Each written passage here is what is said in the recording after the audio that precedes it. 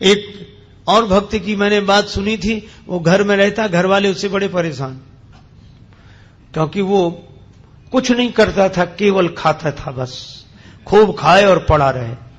अब जब खूब खाएगा तो करेगा क्या, जहां खाए वहीं लुढ़क जाए।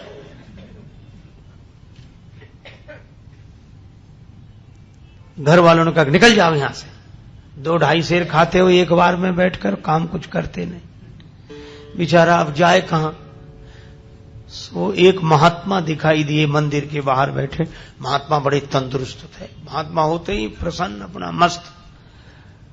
उसने सोचा कि ये खूब खाते होंगे तब तो इतने तंदुरुस्त हैं, मोटे। गया, बोले महाराज, अब तब तक 2-4 उनके चेला निकले साधु, वो लोग भी ऐसे ही आ रहे। बोले यहां तो सब ऐसे ही ऐसे हैं।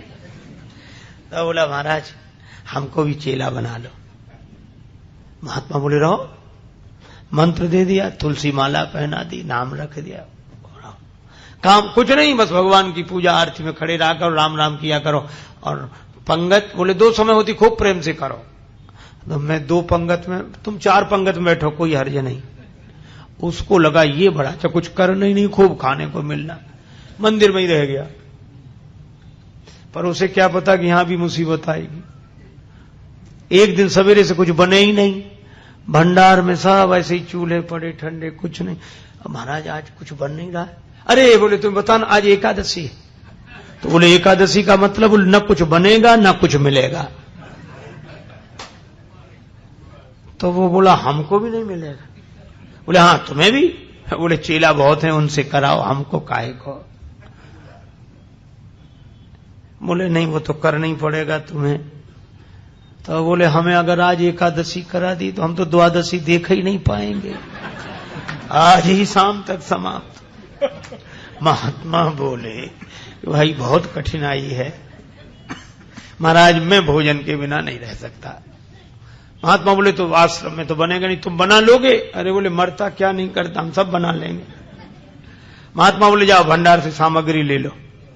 अब उसने 2.5 सेर आटा, आलू, नमक, मिर्च, मसाला, घी, जो कुछ था लेकर। महात्मा बोले देखो तुम वैष्णव हो गए हो, वैसे तो नहीं बनाना चाहिए भोजन, लेकिन चलो प्रसाद बुद्धि से ग्रहण करना, भगवान को भोग लगाना। ठीक है महाराज। जल्दी जल्दी में उसने सामान समेटा, कहा वहां जाना नदी किनारे इस पेड़ के नीचे। हाँ पहुंच गया। अब जैसा बना बेचारे से वैसा भोजन बनाया, आलू का चोखा और सब गुड़ घी सब तैयार करके। इतना पाना ही चाहता था, भूख और लगाई, रोज तो बना बनाया मिलता था, आज तो बनाना पड़ा। अब याद आया गुरुजी ने कहा था भगवान को भोग लगा लेना। अब कितना सरल, तुरंत बुलाने लगा, राजा राम आइए, प्रभु राम आइए, मेरे भोजन को भोग लगाइए, ओ मेरे भोजन का भोग लगा। नहीं आए भगवान तो क्या बोला, आचमनी अर्घा न आरती, यहां यही मेहमानी, रूखी रोटी पाओ प्रेम से, पियो नदी का पानी, राजा राम आइए, प्रभु राम आइए, मेरे भोजन का भोग लगा। बोले यहां तो नदी का पानी है, रूखी रोटी, आना है तो जल्दी आ जाओ, हमको भूख लग रही है। भगवान नहीं आए तो बोला पूड़ी और पकौड़ी भगवान सेवक ने न बनाई, और मिठाई तो है ही नहीं। फिर भी नहीं आए भगवान। तो एक सरलता से बात कही, उस पर रीझ गए प्रभु। बोले सुनो हम समझ गए आप इसलिए नहीं आ रहे कि रूखी रोटी खाने काहे को जाए, नदी का पानी, मंदिर में तरह तरह के व्यंजन मिलेंगे। तो बोला भगवान उस धोखे में मत रहना, वहां से तो जान बचा के हम ही आए। भूल करोगे यदि तज दोगे, भोजन रूखे सूखे, एकादशी आज मंदिर में बैठे रहोगे भूखे, राजा राम आइए, प्रभु राम आइए, मेरे भोजन का भोग लगा। मंदिर में एकादशी है तो यहीं आ जाओ। और इस सरलता पर नवम सरल और मम भरोस की भगवान आएंगे। भगवान प्रकट हो गए, लेकिन भगवान भी कम कौतुकी नहीं।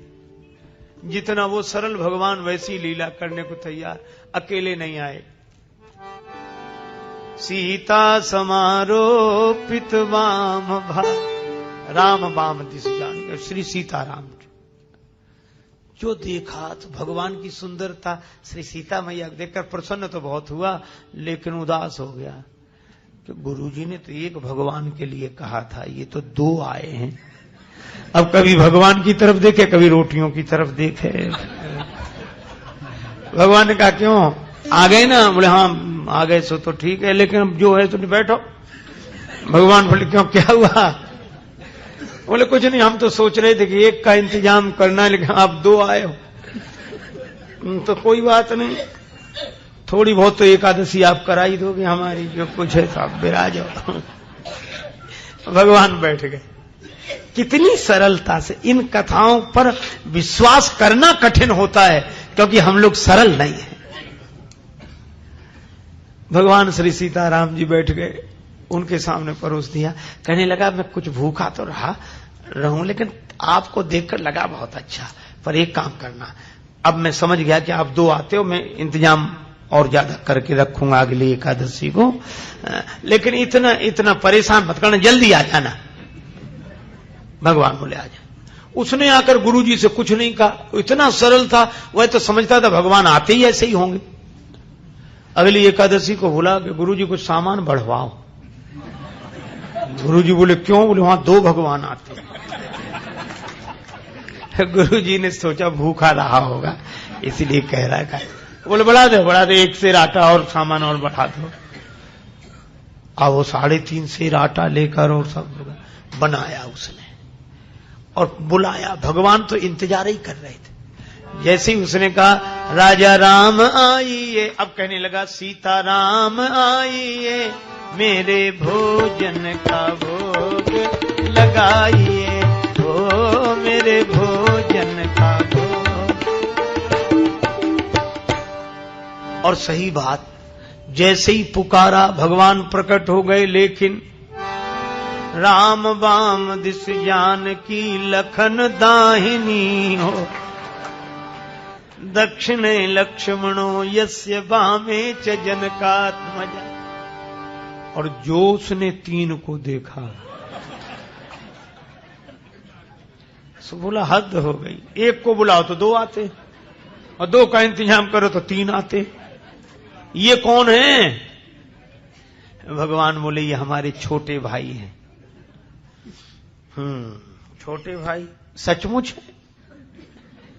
लगते तो नहीं, न स्वरूप से न स्वभाव से, कहीं से पकड़ लाए क्या कोई? बोले नहीं हमारे छोटे भाई हैं। ऐसे क्यों कहते? छोटे भाई हैं। तो हाथ जोड़कर बोला प्रभु बुरा न मानना, छोटे भाई हैं सो अच्छा है, आ गए तो कोई बात नहीं, लेकिन एक बात बताओ, हमने ठाकुर जी के भोग का ठेका लिया है कि ठाकुर जी के खानदान भर का? गुरु जी ने कहा था भगवान को भोग लगाना, 2 आए, अब ये भाई साहब आ गए। अब राम जी खूब हंसे, जानकी मैया को, लक्ष्मण जी को लगे कि अच्छी जगह ले आए भगवान, क्या स्वागत हुआ है आते ही आते।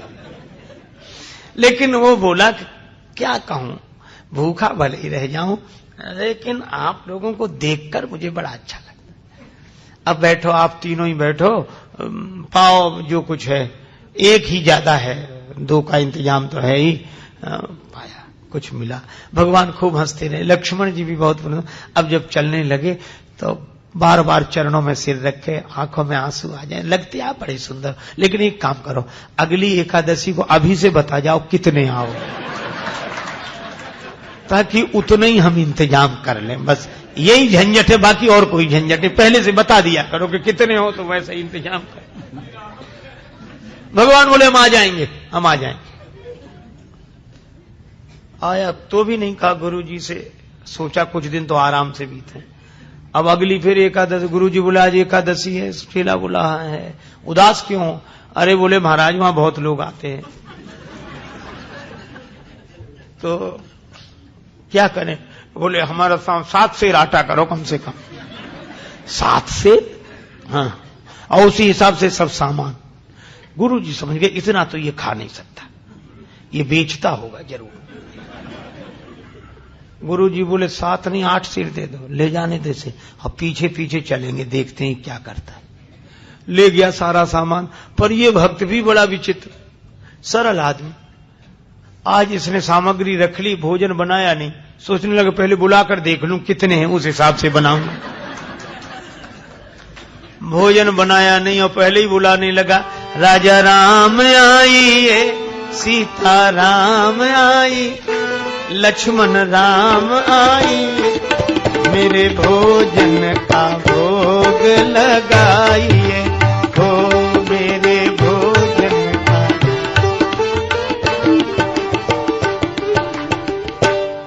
जब जंगल में भक्त ने कीनी प्रेम पुकार, तब ता क्षण में प्रगट भो दिव्य राम दरबार।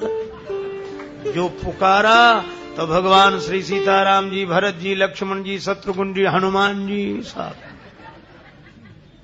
और जो इसने देखा सो बोला जय हो जय हो।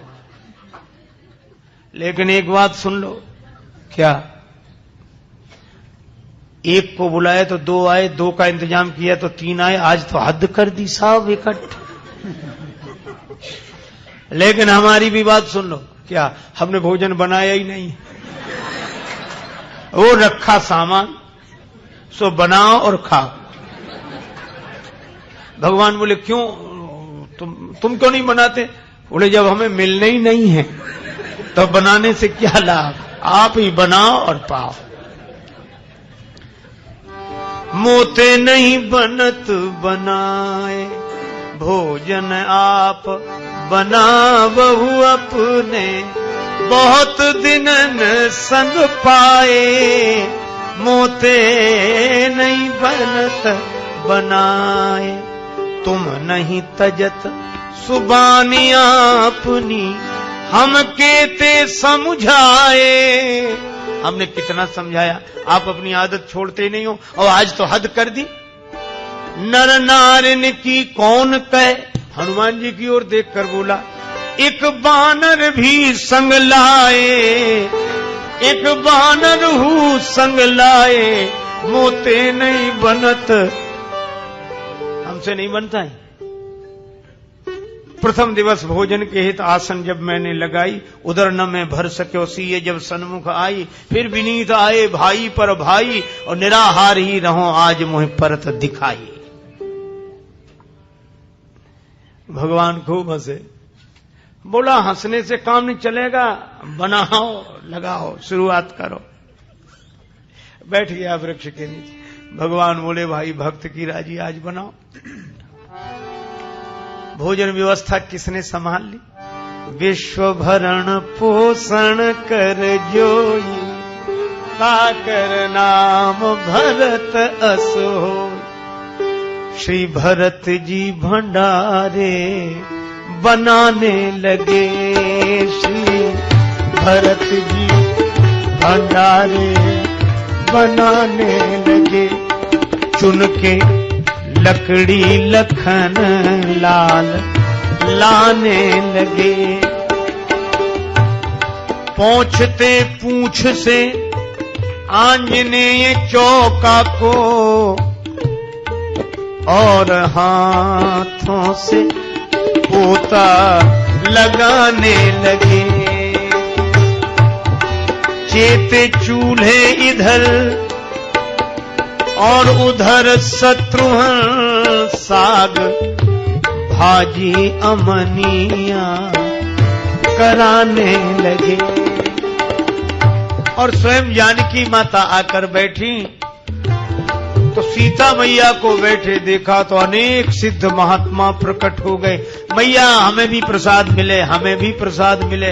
अब ये तो आंख बंद किए बैठा था। पूछा कि आंख बंद क्यों किए बैठे? बोले जब मिलना ही नहीं है तो हम बनते हुए भी तो नहीं देख सकते कि किसी और को मिले। आवाज सुनी तो आंख खोली तो कई महात्मा दिखाई दिए। बोले थोड़ा बहुत कुछ बचता भी तो ये नहीं बचने देंगे। पाके संकेत शक्ति का जत्थे वहां अष्ट सिद्धि और नव निधि के आने लगे। श्री भरत जी भंडारे बनाने लगे। श्री भरत जी भंडारे बनाने लगे, बनाने लगे, बनाने लगे। गुरुजी आए पीछे से कि देखें ये सामान का क्या करता। तो गुरुजी को कोई न दिखे, चेला बैठा दिखे और सामान रखा दिखे। गुरुजी आए, बच्चा क्या हो रहा है? बोले गुरुजी भले आए, देखो कितने भगवान मेरे पीछे लगा दिए आपने, इतने बैठे। गुरुजी बोले हमें तो कोई नहीं दिख रहा, सामान दिख रहा है, तुम दिख रहे हो। अब भगवान मुस्कुराए तो रोकर बोला कि ये दोहरी मुसीबत है। एक तो गुरुजी ने तो करा नहीं पाई, आज आपने हमारी पूरी एकादशी करा दी और उस पर भी गुरुजी को पता नहीं लगने दे रहे हो। इनको भी दिखो। भगवान बोले उन्हें नहीं दिखेंगे। क्यों नहीं दिखोगे? वो तो हमारे गुरुजी हैं, हम तो कुछ नहीं जानते, वे तो सब कुछ जानते हैं, इतने महान हैं। भगवान ने कहा इसमें कोई संदेह नहीं, तुम्हारे गुरु बहुत महान है, तुम्हारे गुरु बहुत योग्य विद्वान हैं, भजनानंदी हैं, फिर भी मैं उन्हें नहीं दिखूंगा, तुमको ही दिखूंगा। तुम पूरी तरह अयोग्य तो भी। क्यों, आखिर क्या बात है? बोले तुम्हारे गुरुजी में सब विशेषताएं हैं, लेकिन जितने सरल तुम हो वो सरल नहीं है, और मैं तो सरल के लिए सरलता से मिलता हूं। नवम सरल सब सन छलहीना। गुरुजी ने पूछा कि क्या बात है? तो चेला बोला भगवान ऐसे कह रहे हैं कि आप सरल नहीं हो। और गुरुजी को इस बात पर रोना आ गया कि सचमुच सब कुछ जीवन में मिला, लेकिन सरलता नहीं मिली, और जिससे भगवान मिलते थे वही नहीं मिला। और गुरुजी भाव विवल होकर रोने लगे तो भगवान प्रकट हो गए और उनको दर्शन दिया। भगवान तो इस सरलता पर रीझते हैं, इसलिए भगवान ने कहा नवम सरल सब सन छलहीना, मम भरोस ही हरस न दीना।